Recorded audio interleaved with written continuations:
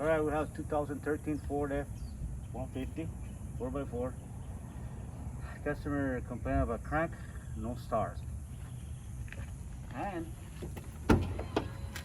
he put the motor. Okay.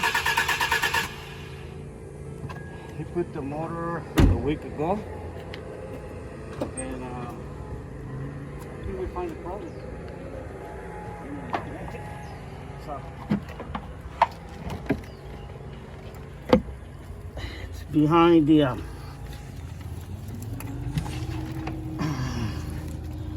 this is the wire harness,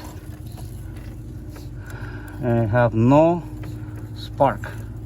I don't know if you guys can see this wire is melted together.